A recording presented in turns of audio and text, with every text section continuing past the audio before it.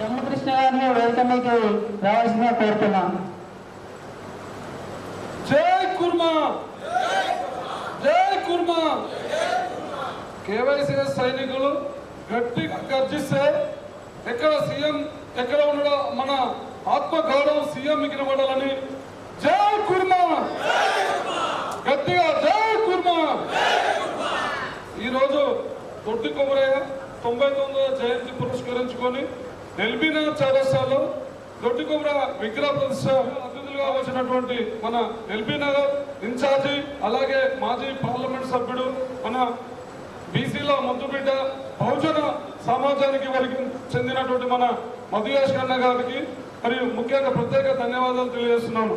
అలాగే ఈ వేదికను అలంకరించినటువంటి పెద్దలైనటువంటి కాళ్ళ మల్లేశం గారు, అంటే ఎల్బీనగర్ కుర్మ యువజన సమితి రాష్ట్ర అధ్యక్షుడు కాళ్ళ మల్లేశం గారికి, అలాగే శంకరోళ్ళ రవికుమార్ గారికి, మన రాష్ట్ర కేవైసీ ప్రధాన కార్యదర్శి గౌడరాజ్ కుమార్ గారికి, కోశాధికారి రావుల ఐలయ్య గారికి, నర్రి వెంకన్న గారికి, అలాగే బీసీ యువజన అధ్యక్షుడు జాతీయ అధ్యక్షుడు కనకల్ల శాంతి కుర్మ గారికి, అలాగే విగ్రహదాత ఆది కృష్ణయ్య గారికి, ఉపాధ్యక్షుడు మందుల సత్యం గారికి, మన మిగతా ముఖ్యులకు, కాంగ్రెస్ పార్టీ ముఖ్యులకు, ఈ సభ వెనుక ఉన్న మన యువ చైతన్య సమితి కమిటీ సభ్యులకు, మరీ ముఖ్యంగా ఈ మీటింగ్కు పిలవగానే వచ్చినందుకు మన కుర్మ కుల సోదరులకు, అలాగే కుర్మ యువ చైతన్య సమితి సభ్యులకు నా శిరస్సు వంచి నమస్కారాలు తెలియజేస్తున్నాను. ఈరోజు మీరు ఇక్కడికి రావడం కారణం ఏంటంటే మన కుర్మల ఆత్మ బంధువు, ఆత్మ మన కుర్మల ముద్దుబిడ్డ అయినటువంటి మన దొడ్డి కొమరయ్య కుర్మ గారి జయంతి ఉత్సవాలను పురస్కరించుకొని విగ్రహావిష్కరణకు వచ్చారు. ఆ మానవుని గురించి ఒక 2 నిమిషాలు నేర్చుకోవాల్సిన అవసరం మనందరిపైన ఉంది.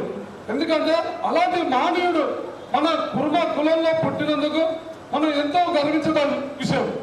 అలాంటి కుర్మ కులంలో పుట్టిన మనం ఆ మానవుని ఆశయాలను ముందుకు తీసుకుపోవాలని కోరుకుంటున్నాము.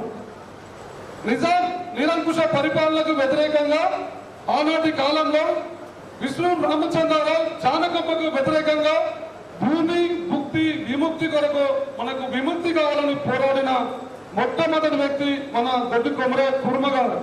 అలాంటి త్యాగాన్ని మనం వెలికిపుచ్చుకొని ఆ మానవుని ఆశయాలను ముందుకు తీసుకుపోవాలంటే మనం ఈ విగ్రహ ప్రతిష్టతో పాటు ఈ రోజు విగ్రహ ప్రతిష్ట చేసిన ఇక్కడికి వచ్చిన కుల బాంధవులందరూ దండేశాడు, దండం పెట్టాడు. అది కాదు మనం నేర్చుకోవాల్సింది. ప్రతి సంవత్సరం ఇది 99వ జయంతి, అదే 100వ జయంతి రోజు ఇంతమంది కాకుండా అందరూ కనకాల శ్యామన్న అందరికీ చైతన్యం అంటారు. చైతన్యం ఎక్కడ ఎవరో ఇస్తారా? మన దగ్గర పుట్టాలి, మన దాంట్లో లీడర్ రావాలి, చైతన్యం మన కాంచెల్లో వస్తుంది. కనుక ఈ జయంతి పురస్కరించుకొని మనం ఇక్కడికి వచ్చిన కుల బాంధవులందరూ మనం ఆ మానవుని ఆశయాలను ముందుకు తీసుకుపోవాలి. ఆ మానవుని ఆశయాలను ముందుకు తీసుకుపోవాలంటే ప్రతి ఒక్క ఇక్కడికి వచ్చిన ప్రతి కుర్మ బిడ్డ కొట్లాడవలసిన అవసరం ఉంది. అడగండి అమ్మాయిని అన్నం పెట్టారు. కానీ అలాగే ఈ రోజు మనం కొట్లాడవలసింది బయట వాళ్ళ కాదు, మన వాళ్ళ మీద మనమే కొట్లాడవలసిన అవసరం ఉంది. అంటే అంత దౌర్భాగ్య స్థితి ఉందని సభాముఖంగా తెలియజేస్తున్నాము. అంటే ఇప్పుడు మన వాళ్ళ మీద మనమే పయటించాల్సిన అవసరం ఎందుకు ఉంది అనేది మీకు తెలుసుకోవాల్సిన అవసరం ఉంది. ఒకప్పుడు తెలంగాణ గవర్నమెంట్ కుర్మ కులం విద్యాపరంగా వైద్యపరంగా వెనుకబడి ఉన్నారని గుర్తించి సంచార జాతులుగా మనం బతుకుతున్నాం. మరి సంచార జాతులుగా బతుకుతున్నారు కనుక ఈ కుర్మలు విద్యాపరంగా డెవలప్ కావాలంటే ఈ హాస్టల్ వసతి కల్పించి మన కుర్మలకు విద్యని ముందుకు తీసుకుపోవాలని అలానాడు ఉన్న తెలంగాణ గవర్నమెంట్ మనకు ఒక 5 ఎకరాల భూమిని ఒక 5 కోట్ల రూపాయలు ఇచ్చి కుల భవనాలు కట్టించింది. మనకే కాదు, చాలా కులాలకు, సంపన్న కులాలకు 42 కులాలు కట్టించింది. ఇవాళ మనకు వచ్చిన సమస్య వేరే వాళ్ళకు కూడా రాకూడదు. అది మన బీసీలో ముద్దుబిడ్డ మన మధుయాష్ గారు అన్నగారు ఉన్నారు కనుక మన యొక్క విన్నపం అన్నగారిని తెలియపరిస్తే ఈ చట్టాన్ని మార్చి ఒక జీవోని తీసుకురావాలని ఇంతకుముందు 2-3 రౌండ్ టేబుల్ సమావేశాలు కూడా పెట్టాం. మీ అందరికీ వచ్చిన కుల బంధాలు కూడా ఏ సమస్యను తెలుసుకోవాల్సిన అవసరం ఉంది. నేను ఇలాగే చెప్పాను, ఈ రోజు మీటింగ్ వచ్చామంటే ఊరికే పోవడం కాదు, వచ్చో దండం పెట్టడం పోయడం కాదు. మన జాతి ముందుకు పోవాలంటే ముఖ్యంగా విద్య అవసరం. ఆ విద్యను గుర్తించి మనకు హాస్టల్ వసతులు కల్పించిన అలనాటి గవర్నమెంట్ ఈ రోజు మన కుటుంబ సంఘంలో ఉన్న కొంతమంది పెద్దలు కమిషన్లకు కాసులకు కక్కుర్తిపడి, అంటే కమిషన్లను ఎందుకంటున్నానంటే ఒక భవన బిల్డింగ్ కట్టించేప్పుడు మనకు అధికారికంగా ఎస్ఎఫ్టీకి 20 రూపాయలు 30 రూపాయలు చూపిస్తున్నారు. కానీ అక్కడ కోటాపేటలో 100 కోట్ల ఎకరం ఉంది.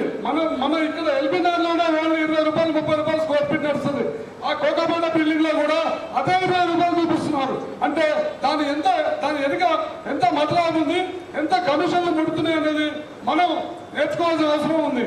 దాని గురించి మనం పొట్లాడి మన యొక్క నారాయణ స్కూల్కి ఇచ్చిన బిల్డింగ్ ని మనమే తిరిగి తెచ్చుకొని మన కుటుంబాలు విద్యాపరంగా కావాలని కొట్లాడుతున్నాం.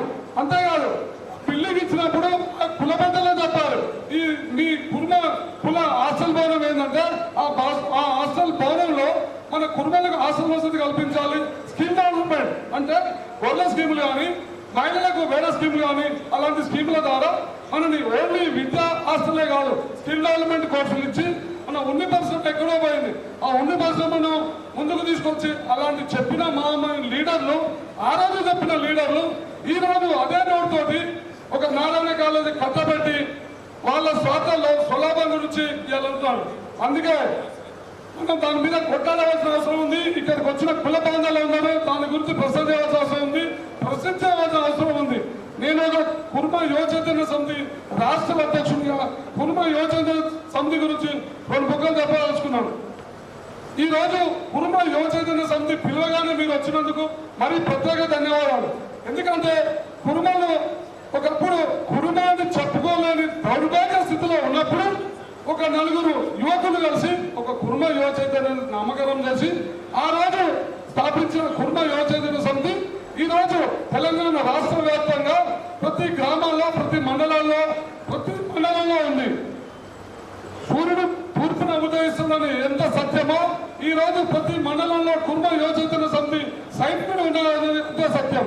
కనుక ఆ రోజు కుర్మ యువచైతన్యం స్థాపించిన తర్వాత ఇప్పుడు కూడా కొంతమంది కుల పెద్దలు అంటారు, కుర్మ యువచైతన్యం ఏం చేసింది, ఆ యువకులు ఏం చేసింది అంటారు.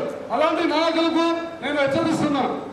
ఈ రోజు కుర్మ యువచైతన్యం స్థాపించిన తర్వాత ఇవాళ ప్రతి ఒక్క బిడ్డ ఇలా కుటుంబాన్ని సగర్వంగా రాసుకుంటున్నాడు.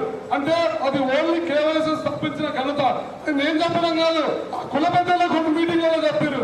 అంటే ఒకసారి ఒకరు చెప్తారు, అంటే వాళ్ళు చెప్పడం కానీ పాటించారు. అలాంటి కుల పెద్దలు మన కులంలో ఉన్నందుకు మనం ఎంత సిగ్గుపడాలా, గర్వపడాలా, ఇక్కడ ఉన్న కుల పెద్దలు నిర్ణయించాల్సిన అవసరం ఉంది. ఇంకో విషయం, ఇవాళ తొట్టుకొమ్మల జయంతిని వర్ధంతిని అధికారికంగా గవర్నమెంట్ నిర్వహిస్తుంది. అంటే ఆ గవర్నమెంట్ నిర్వహించడానికి కారణం అది కుర్మ యువచైతన్య సమితి. ఏ లీడర్ కూడా తొట్టుకొమ్మల జయంతిని వర్ధంతిని అధికారికంగా జరపాలని కోరిన వాళ్ళ కాలంలో కుర్మ యువచైతన్యం స్థాపించిన తర్వాత అదే ఎన్నో మెమోరాండాలు ఇచ్చినాం, ఎంతో మంత్రులను కలిసినాం, అందరినీ కలిసిన తర్వాత ఇవాళ గవర్నమెంట్ అధికారికంగా జయంతిని వర్ధంతిని నిర్వహిస్తుందంటే అది కేవైసీ స్థాపించిన ఘనత అని సభాముఖంగా తెలియజేస్తున్నాను. అంతేకాదు కేవైసీ ఇది వర్ధంతులు జయంతులు జరగ ముందుకు మన తెలంగాణలో 2 విగ్రహాలు ఉండే. అది ఒకటి నల్గొండ, ఒకటి నిజామాబాద్. కానీ ఇవాళ ఒక 70 విగ్రహాలు ఆవిష్కరించినాయి. 70 విగ్రహాలు ఆవిష్కరిస్తే ఆయన దీంట్లో ఓన్లీ కేవైసీ 35 విగ్రహాలు పెట్టింది. అంటే మేము పెట్టిన తర్వాత మీరు పెడుతుంది తప్ప మీరు పెట్టిన తర్వాత మేము పెట్టలేదు. ఎందుకంటే చైతన్యం వచ్చింది. ఈ కుర్మ యువచైతన్యం పెట్టిన తర్వాత కుర్మ సంఘాలు కూడా పెడుతున్నాయి. నేను ముందే చెప్పాను, అధికార పక్షం ఉంటేనే ప్రతిపక్షం పనిచేస్తుంది అన్నట్టు మనం పెడుతున్నాం కనుక వాళ్ళు పెడుతున్నారు. ఏదో ఒకటి కానీ మన కాడ మాత్రం చైతన్యం వచ్చింది. ఎవరు పెట్టిందని ముఖ్యం కాదు, మన కాడ చైతన్యం వచ్చిందని వాళ్ళని ముఖ్యం. అంతేకాదు కుర్మ యువచైతన్యం స్థాపించిన తర్వాత ఎంతో మంది అంటే యాక్సిడెంట్ అయిన వాళ్ళకు విద్యాపరంగా, వైద్యపరంగా వెనుకబడ్డ వాళ్ళకు ఎంతో చందాలు ఇస్తుంది. ఎంతో మందికి వాళ్ళు తోచిన సాయంగా 50,000, 60,000 వచ్చి అనాథంలో ఆదుకుంటుంది కేవైసీ. కానీ ఇవాళ ఈ మీటింగ్ పెట్టుకున్నామంటే ఈ కేవైసీస్ లో ఉన్న ముఖ్యులు 5వ 10వ వేసుకొని ఇవాళ ఈ మీటింగ్ పెట్టుకుంటాం. అదే కుర్మ సంఘాలు అయితే ఆ కులం డబ్బు నుండి చేస్తున్నారు. కానీ ఆ సొమ్ము మనది, కుల బంధువులందరూ చేస్తున్నాం, కుల పెద్ద మంది చెప్తున్నాం, స్వచ్ఛందంగా మీరు కూడా చేయండి, మీ ఇంట్లోకి వెళ్ళి ఖర్చు పెట్టి చేయండి. అంతేగాని ఏదో లక్షలు తెగమింగి ఏదో మాటలు చెప్తున్నారు, అది సమస్య కాదు. ఏదైనా మీ ఇక్కడ కుల పెద్దలు చాలా మంది ఉన్నారు కనుక ఇంకో విషయం చెప్పదలుచుకున్నాను. ఏదైనా మనది ప్రజాస్వామ్య దేశం, భారతదేశమే ప్రజాస్వామ్య దేశం.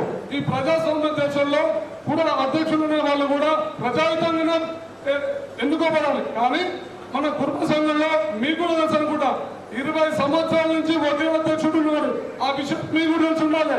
అంటే ఎలా ఉన్నారో మీరే గ్రహించాలి.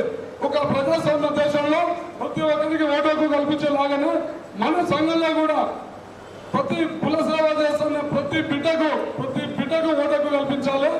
ఆ ఓటు హక్కు ఉన్న ప్రతి కుల సోదరులందరూ కలిసి ఒక యూనిటీగా ఏర్పడి ఒక సంఘంగా ఏర్పడి వాళ్ళని అధ్యక్షులు చేస్తే కుటుంబ సంఘం ఇలా ఉండదు. మనకు ఆస్తులు చాలా ఉన్నాయి కనుక ఎంతో ముందుకు పోతుంది కనుక అలాంటి ఎలక్షన్లు పెట్టి కుటుంబాల జాతి గౌరవాన్ని కాపాడాల్సిందిగా కుటుంబ రచయితల సమితికి అంటున్నాడు. నాకు ఇలాంటి అవకాశం ఇచ్చినటువంటి మన కాలన మల్లేశం గారికి, ముఖ్యంగా వాళ్ళ టీంకు ఈ మీటింగ్ పెట్టామంటే ఆ మీటింగ్ కనుక చాలా బాధలు ఉంటాయి. ఒక్క 15 రోజుల్లో ఈ మీటింగ్ పెడుతున్నారంటే ఆ మీటింగ్ కనుక చాలా బాధలు ఉంటాయి. వాళ్ళకు మల్లేశం టీంకు, మరీ ముఖ్యంగా వాళ్ళ ఎన్నిక పనిచేసిన టీంకు నేను ప్రత్యేక ధన్యవాదాలు తెలుస్తున్నాను.